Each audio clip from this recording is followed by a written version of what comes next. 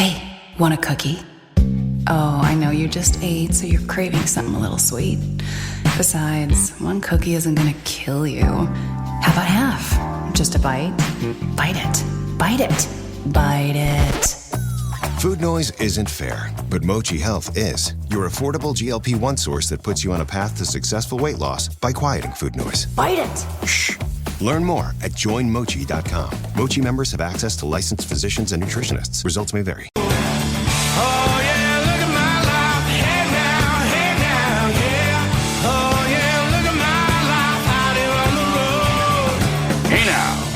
Welcome to the long weekend and hey now. How you doing, friends? Welcome to Scott Fox After 9. Today, I am kicking off the Victoria Day long weekend, and before I get any further into it, I hope you have a great long weekend. In Southern Ontario, where I come to you from every single day, we are finally getting back into the nice weather. In fact, on Victoria Day, with the humidity, close to 30 degrees. And after the winter we've had and the abysmal spring that we had, people have been waiting a long time to get those warm temperatures. So on this episode, I am going to try and keep it moving quick here. I'm going to mix a couple of different things. I will have your listener DMs that have been coming in all this week. And I'm also going to be playing for you the highlights of what Mark Carney announced yesterday. The Prime Minister said Canada is going to double the capacity of our electricity grid by 2050. Now, the media seems to be fixated on all the wrong things. Last night, I was scanning through a couple of different newscasts, and I noticed on the news they seem quite disappointed that the Prime Minister was retreating on his commitment to the environment. They say that's not a very liberal thing to do. Okay, well, I'm sitting over here as a conservative, and I'm getting a little concerned hearing the Prime Minister talk about things like a carbon credit market. Well, that sounds expensive, doesn't it? I'm also hearing him say things like net zero. Now, I had thought that this Prime Minister was going to give up on some of Justin Trudeau's environmental ideology, but alas, that was not meant to be. He is still very much an environmentalist. Today, he is going to be in Alberta doing an announcement with the Premier, Danielle Smith, to talk about what's going to take place once the MOU, the Memorandum of Understanding that they signed, is fully implemented, and that possibly we can have a path to having a pipeline. I don't understand why we're delaying this. I think this is something that should have gotten started months ago, if not a year ago. Today, they're finally going to get around to taking the next step. And the devil will be in the details. I haven't obviously heard what the Prime Minister is going to say yet, but I am led to believe that Alberta Premier Danielle Smith has agreed to some form of a carbon pricing scheme. And hey, I'll declare my bias right away. Friends, I am a conservative. I look at things from the lens of someone slightly on the right on most issues. And I am not in favor of charging carbon taxes. I'm not in favor of this carbon market that the Prime Minister talked about yesterday. I just believe that we can't change the weather by paying more in taxes. That's my belief. Maybe you disagree with me that paying more in taxes will change the weather. We can have that argument if you want. But that'll come up on this episode of Scott Fox After 9. To start, let's go back to yesterday. Prime Minister Mark Carney. Are we looking, and we're very transparent about it, are we looking in certain cases of, are there assets that the federal government has that we could recycle the investment into supporting building new assets? Airports is an example that is out there. I think the port reference is within a much broader series of things. I don't view it as personally as a top priority, but we will look to what we're looking to do with all the tools we have is to catalyze building of this economy. If there are some assets that the federal government has that can help with that process, we'll look at it as part of a comprehensive approach. The Prime Minister is getting ready to sell off national infrastructure, things like airports and ports. And sell them off. They'll be for profit. That's going to raise the cost of travel. It's going to raise the cost of shipping. It's going to raise the cost of a lot of different things once those become commercial ventures. Now, I have no doubt that the private sector can probably run them a lot more efficiently than the federal government can, but it's going to become expensive. The Prime Minister is going to sell off national infrastructure, he says, to pay for other infrastructure. Or could it be that he's never been concerned about where we're going to get the money for any other project? I don't know why he would be concerned about this, unless he really just wants to sell off these assets to companies that he happens to have, or somebody that he knows happens. You know where I'm going, right? You know, I don't even have to say it, right? Is he in on this? Does he have friends or colleagues that are in on this? Is this going to end up being Brookfield stuff? I guess we'll wait and see. Let me get to the first DM. This one is from Megan, and it's regarding a topic that I went deep on yesterday. Megan says, Scott, regarding Bill C-22, here's my theory. I think they have been listening. I think they're frustrated with actually doing the investigative work to get a legal way to use the info that they're hearing on our devices. In fact, I will tell you 100%, when police know of crimes and can't use the knowledge to arrest, they take it personally. That's how corruption happens. They want to get the person any way they can. My question is, if the bill passes, can they go back in time? Or would it be as of the date and going forward? Megan, thank you very much. I appreciate that. Bill C-22, I think, is one we should all be very, very concerned about because it is sacrificing a heck of a lot of our property. Not a lot of judicial oversight here. It gives law enforcement unprecedented powers to listen in on our conversations in our own homes. One of the things Bill C-22 can do is require the manufacturers of smart devices like smart TVs, Amazon Alexas, Google smart speakers. It can require them to be able to remotely turn on the microphones if law enforcement wants to listen in. Like I said, I talked about this at great length yesterday. The question is, can this be retroactive or is this only going forward? That's something that could change, but as I understand it, it is only going forward, Megan. Thank you very much for that. As for the other part about police having access to information, but they can't use it because it didn't get obtained in a legal way, I mean, that's part of the reason that we have the system we have. If the police want to come into your home, or if they want to search you, if they want anything like that, they have to get a warrant. And Bill C-22 seems to circumvent a lot of that process. And I think that that's something that all of us should be concerned about if Bill C-22 passes. By the way, the federal government has given themselves a majority government, so there's no reason to think it won't pass. Now let me get to another one from the Prime Minister. This was him speaking yesterday. And that brings me to one more point, which is question comes from Bloomberg and markets, and just reinforcing the need to have a true market, a true carbon credit market in this case, not an offset market, but a credit market in Alberta. And over time, we would like to see that developed and other provinces have the option of joining if they so wish. A carbon credit market is what he wants to create. All of those environmental ideology conspiracy theories are still coming true. A carbon credit market. That's going to make everything more expensive. This is a carbon tax in another way. And me personally, as I said earlier, I don't think any of us should support a carbon tax. And again, I also don't believe that by paying more, we can change the weather, particularly when the rest of the world is not engaged in this. Unless the US and China and India and Russia all get their act together and go 100% green, nothing we do here in Canada is going to have any impact on global emissions. It's just not. The Prime Minister here wanting to create a carbon credit market, that's going to make the wealthy even wealthier. It'll make the poor, the have-nots, have even less. That's the only way to see it. That's what we know about carbon credit markets that Mark Carney is trying to introduce here. Now let me get to another listener DM. This one is from Melissa. Hey, Scott, great pod as always. I wanted to reach out about stores being open on Victoria Day. I work in retail. Employees were not given a choice to work or not. They were simply assigned a shift for that day. If they wanted to ensure they were not working, they needed to have booked that day off in advance. Otherwise, many coworkers who don't or didn't want to work have now been scheduled to work, and they are not happy about it. But they also aren't speaking up because nobody wants to confront the bosses. Melissa, that's exactly what I warned was going to happen. Doug Ford decided over the Family Day long weekend when he couldn't go to Home Depot that this is outrageous, that stores are closed on a holiday. So now he's allowed them to open. That means a lot of people that used to get the day off are now required to work. And they tried to spin it as, it's voluntary. This is just for people who want to pick up some extra cash and work on the holiday and get that holiday pay. No, it's not. And it never was going to be that.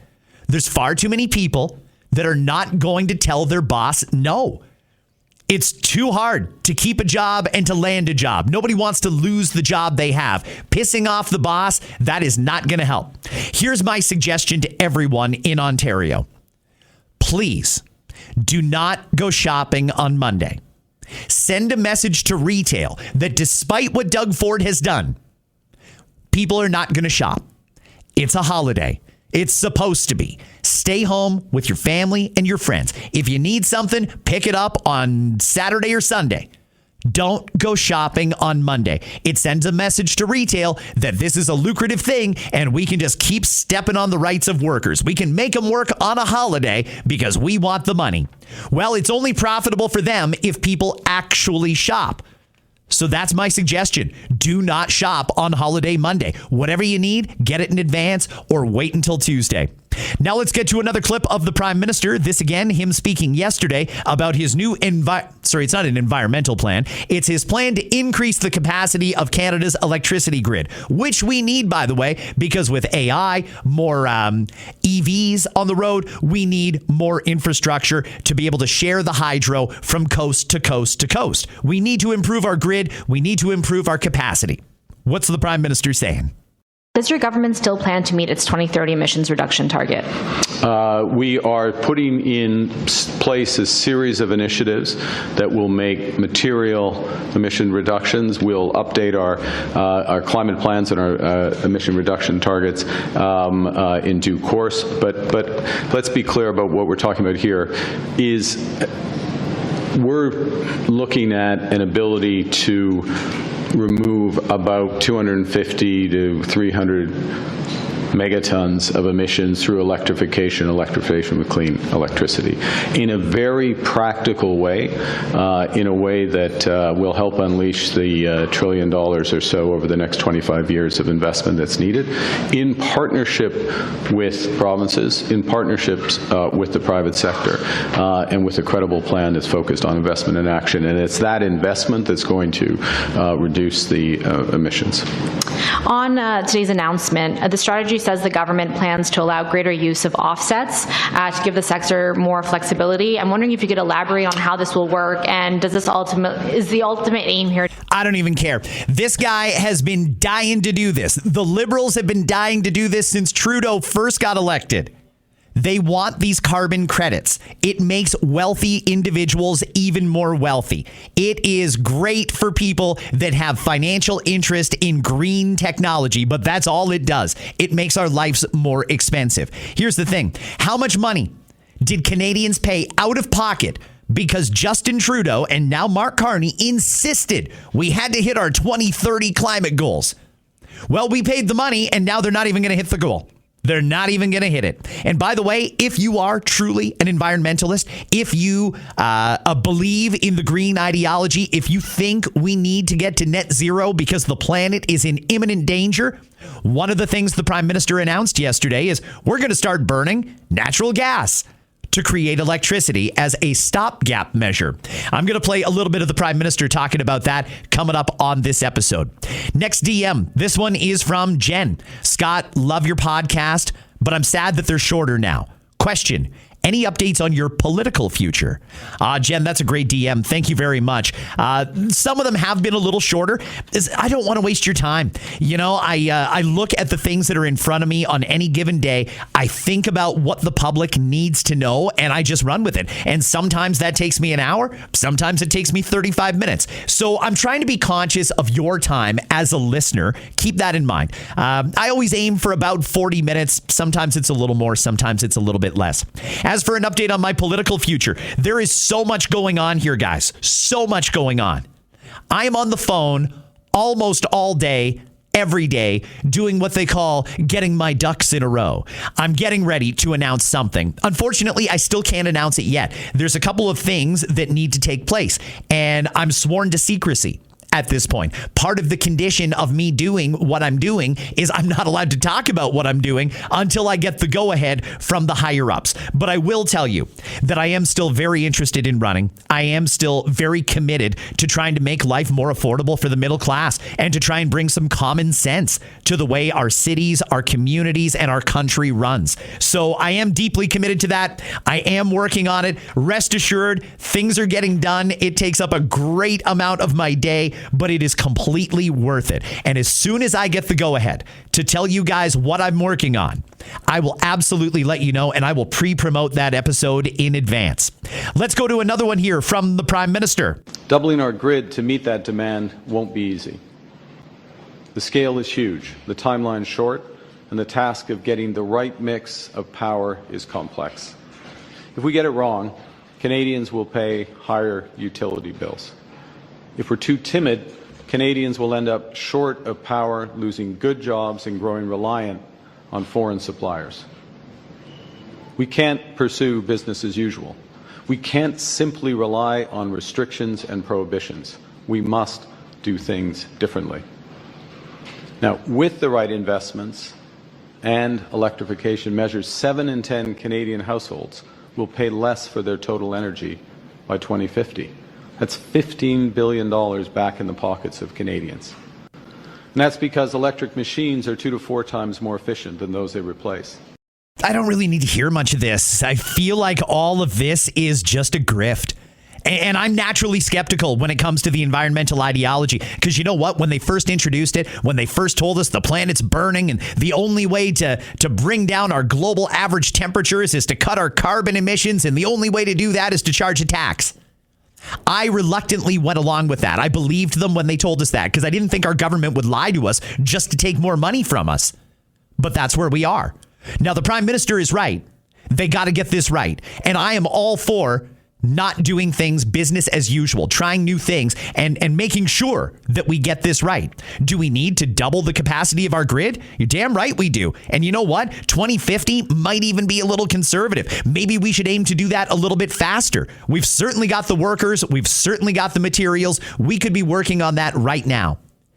The thing is, I'm just skeptical that this government is truly doing this because we're at some imminent threat and our planet is going to burn, and because they think that if we do this, it'll save the planet or maybe buy us another 100 years or something. I don't think they believe it. I think this is a grift. I think this is all about money, and I think it's going to be on full display when the announcement comes later today from the Prime Minister and Danielle Smith in Alberta that the MOU's criteria has been satisfied and the conditions are in place. The deal is negotiated. Now we can take another step forward towards building a pipeline. It doesn't need to be that complicated. We certainly don't need to tie in carbon capture to it. There's just no good reason to do it. Not until we get assurances from the U.S., from India, from China, and from Russia that they're going to do their part. And once they start doing their part, we can start doing our part. But there's no point in bankrupting Canadians for an ideology that is not going to have any actual impact in solving the problem. Let me get to another DM. We'll do a fun one here. This one is from Jackie. She is a regular DMer. Simple question, Scott. What is Scott smoking?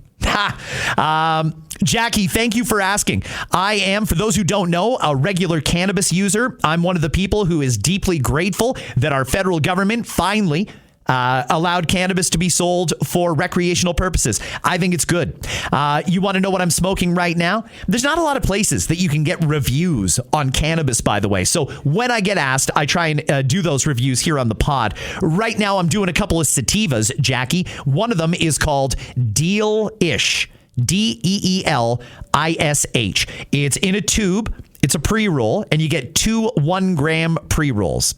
These things are pretty potent. I'm going to be perfectly honest with you. They come in around 29% THC. It's a good buzz. You know, it really is. Gets me very interested in doing things.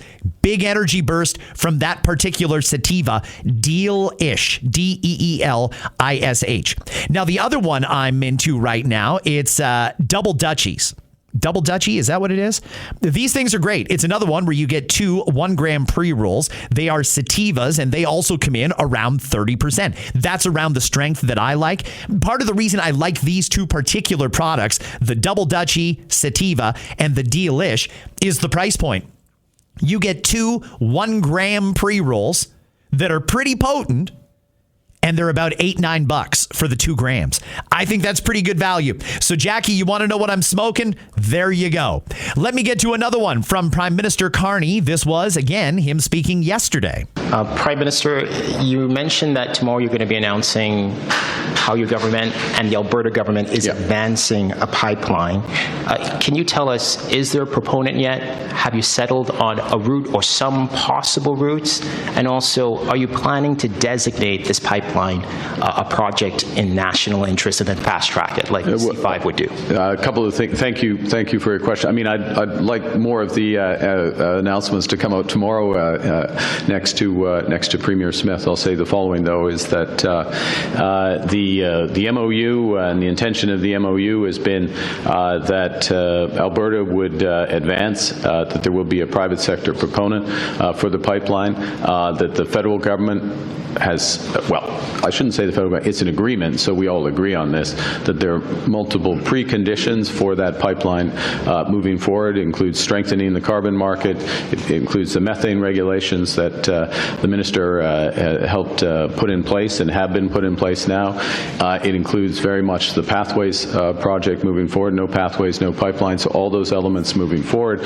But we're making progress, and it's a private sector component. Obviously, you can't designate something which has not yet been fully proposed. So that's why I chose carefully the word advancing as opposed to concluding. Okay, so we're still no closer to getting that pipeline built, except some of the self-imposed obstacles from Ottawa are being addressed tomorrow. I really hope Danielle Smith does not agree to any form of carbon pricing. You heard what the Prime Minister said there. No pathway, no pipeline. Pathway is the carbon capture product. So what Mark Carney wants to do here is he wants to create green oil. And he says there's a massive market for that. I don't believe that. I think at the end of the day, the market is going to be commanded by whoever has the most reliable and the most affordable oil. It has nothing to do with being green. Mark Carney and his environmental buddies are going to make a fortune off of all of these carbon credits and carbon captures and all these things that they keep insisting we need. And frankly, as I've already said, and I don't want to sound like a broken record on this, I just don't think it is going to have any impact. I think we're intentionally hamstringing ourselves here. By the way, why does Alberta need permission for this? Just build the pipeline. Just do it. What, are they going to arrest you? Build it. Get a private proponent and say we're building it. It's Alberta territory that they want to build this pipeline on. And if BC says you can't come through BC, fine, just go south. Build another one south. Alberta, stop screwing around. You are holding yourself back. Make yourselves a prosperous province. Don't even bother going through the regulatory hurdles, the environmental ideology of Ottawa. Just do it. Get going on this. It would be great for the entire country. Next message. Scott, I want to say something about this upcoming long weekend, along now with Boxing Day and Family Day. I work at Home Depot. Doug Ford has changed the rules for those holidays, with retail stores opening and being able to sell all the stuff, not just flowers. Is Doug Ford going to work? Probably not. When he changes these rules, he doesn't change them for government. They're not working, so why does he make the people work? We are getting less paid holidays, and they all got them off. Not cool. Thank you very much for that. Hey, listen, I don't know. Doug apparently got pissy that he couldn't go to Home Depot over Family Day, and bam, this was the response. And he hid this in the budget bill. That's why there's a lot of people who have got to work on Victoria Day that probably shouldn't be working. Again, I'll come back to what I said earlier in the pod. Don't shop on Monday. Hey, there's certain things that are always open on holidays, like the outlets, places in designated tourist zones, like the Toronto Eaton Centre. If you want to go to the Eaton Centre, if you want to go to the premium outlets, go ahead. No problem. I have no problem with that. They're typically open on the holiday anyway. Presumably, they've got something in place with their staff because they're always open on holidays. I mean the stores and malls that are opening up now because Doug Ford said so. Don't support them. Don't go there. The people who are in there working, some of them, maybe, really happy to be making a little bit of extra money. But let's be honest, if the government hadn't completely tanked our economy, people wouldn't be struggling this much, and they wouldn't have to make themselves get out of bed on a holiday and go to work. Don't shop in the places on Monday that are typically not open on a holiday Monday. That's my message to you. I'm going to do back-to-back DMs here. Next one is from Mark. Scott, hope you're having a great day. Just one quick question. Why does Mark Carney stumble through everything that he doesn't want us to know about? Just listening to him talk about digital ID, he sounds terrible. Mark, thank you. That's something I believe that came up last Friday on listener DMs. And while I'm not a huge fan of the Prime Minister, I can at least give him credit on this. I think he's a very intelligent man. I think he's very smart, and I think he knows exactly what he's doing right now. When he stumbles and fumbles and bumbles and he does all the and ahs and things like that, I think that's his brain working. And some people, that's their communication style. They want to make sure they give a pragmatic response. And I think that that's what Mark Carney is doing. In his head, he's trying to come up with the right thing to say or to make sure he doesn't say the wrong thing. I have no problem with that. It's a little tough to listen to from time to time, but either way, I appreciate that he's being thoughtful in the words that he delivers. So I'm going to give him a bit of a pass on that one. But speak of the devil, no pun intended, here is the Prime Minister again speaking yesterday. Canada will double its electricity generation over the course of the next 2 decades. Because the path to affordability is electrification. The path to competitiveness is electrification. The path to net zero is electrification. Electrification underpins everything. Our emissions, our environment, our economy. He just said it, friends. He just said it. Please believe me when I tell you. The environmental ideology of Justin Trudeau is still very much intact. It's just being presented a different way. And the Prime Minister is exploiting the fact that there's a lot of people who have a general amount of trust in him, even though they hate the government sitting behind him. He's doing the exact same thing as Trudeau. He's just doing it a different way. You just heard him say everything that underpins our economy is electric. He said the words himself, net zero. That's still very much on, and that is something that we are going to pay a lot of money for. This next message is from Brad. Scott, just listening to today's pod, this one was yesterday, by the way. I totally agree with you about women's sports. It's great for young girls, as you said. Plus, it's always nice to have options in terms of sports to watch on TV. And yeah, if people don't like it, no one is forcing them to watch. I think it's great, and I'm interested to see how the Toronto-Hamilton rivalry develops in the coming years in the PWHL. Yeah, yesterday they did make that official. Hamilton, Ontario is getting a PWHL team. That's going to be a great rivalry with the Toronto PWHL team, the Scepters. I think that's great. I think it's important that young female athletes have other female athletes that they can aspire to be like, especially when it comes to the big four sports. You know, I mean, I don't know if we're ever going to see a professional women's football league. I don't know if that's going to happen. But when it comes to hockey, when it comes to basketball, and even when it comes to baseball, we got to get the women in there. And let me tell you why. You know, if you've got a young hockey player in your house, if you've got a boy, he probably looks up to Austin Matthews or Connor McDavid, and he wants to be just like him. When they play road hockey, I'm Matthews, I'm McDavid. We all know that young hockey players look up to those two players in particular. What's wrong with young girls that are growing up that love hockey? Having someone that they can look up to who is also a female. You know, Marie-Philippe Poulin is a major inspiration for a lot of young female hockey players. And if it weren't for the PWHL, she wouldn't be on TV 3 nights a week for young girls to be able to watch her. And there's many, many examples of great players that young girls can look up to. I think the WNBA, the PWHL, and any other all women's pro sports leagues, I think we got to give them some room to grow here. I hope that people will support them and those franchises, and I hope they continue to grow because I think it's great to have that on TV. I'm going to move on. Another one from the Prime Minister yesterday. As we've said, we're ready to sit down for those negotiations. We know what the major trade issues are for the United States. We have a series of issues around the strategic sectors, including the auto sector, the steel sector, aluminum, forest products, particularly, now derivatives of copper and aluminum and steel. There are big opportunities for both of us if we can come to an agreement. It takes the Americans to focus, and I'm sure once they're finished with their discussions with China, they'll focus. Ouch! What did Mark Carney mean by that? We need the Americans to focus, and I'm sure once they're done meeting with China, they're going to focus.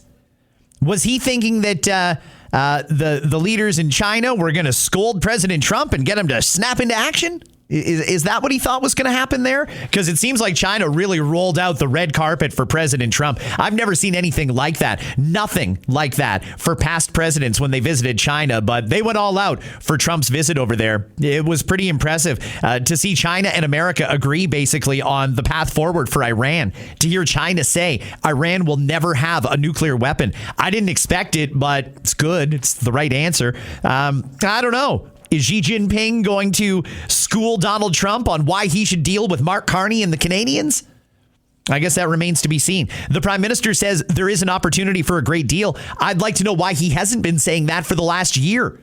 I've been saying that for the last year. Why hasn't he? Something's gone on in the last few weeks, and it could just be that the polls are shifting and Canadians are getting a little pissed off that we don't have a deal done with the Americans yet, but he does seem now a little more interested in negotiating with the Americans, even though there's no indication that actual negotiations are taking place. Let me get to another DM. This one is from Tina. Tina says, Scott, let's talk cruise ships. First, the hantavirus, now norovirus outbreaks. In between those headlines was the report about Disney Cruise Line workers arrested in a child exploitation investigation. Now there's a story about the canceled departure of a Disney cruise after thousands of passengers had already boarded.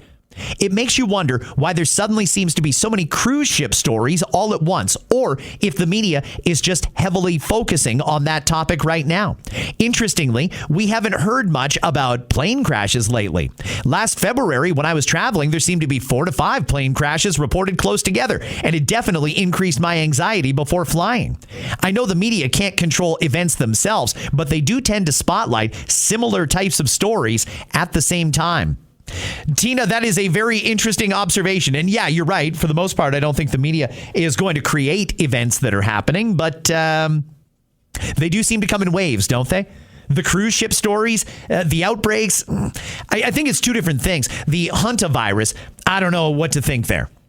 I really don't know if this is going somewhere or if this was just a fluke. I hope public health has this under control, because I can recognize there's a lot of people who are genuinely concerned about this, that are thinking this is going to become the next pandemic. I don't know if we're going to get there. I don't know if this is going to spread any further. Seems like it's much harder to spread than COVID-19 was.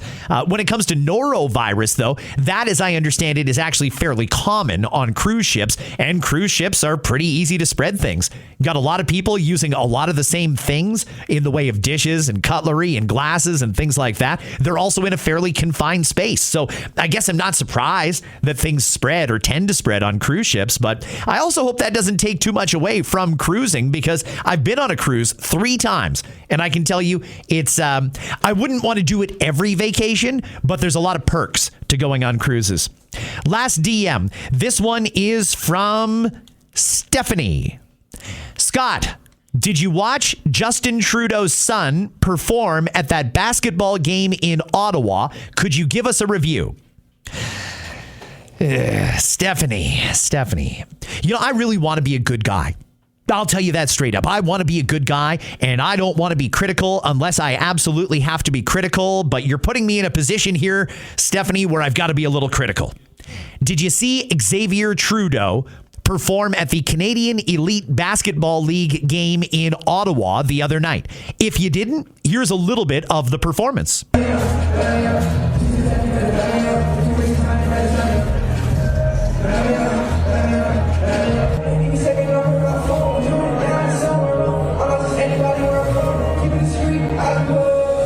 Okay, that's all you need to hear. Probably all you want to hear. That was 15 seconds, maybe about 13 seconds too long for some. Xavier Trudeau. Okay, let's take the fact that he's Justin Trudeau's kid out of the equation temporarily. Temporarily, forget he's the prime minister's kid. I don't think he's going anywhere with that rap career. Now, the fact that he is an ex-prime minister's kid and his soon-to-be stepmom, all indications are, is an incredibly talented and popular pop star in Katy Perry. He might have a shot. I mean, that can unlock a lot of doors. Here's the problem, though, as I see it, purely on a musical level. I don't understand a damn word he said. And I'm tolerant of music going in different trends and directions. And I realize that excessive auto-tune and weird bass drops are very, very common. I get that. But I still don't understand a word the guy said. Not one word could I understand of that performance. So I don't know. Is he talented? I have no idea. I don't know. You heard it? Was that good to you? Me personally, I don't get it. Now, the actual performance, sometimes you can be a real bad singer, but a good performer, He didn't really do much. He came out in white jeans and cowboy boots, and he just sort of looked at the floor the whole time and sort of shuffled around with the team's cheerleaders dancing behind him.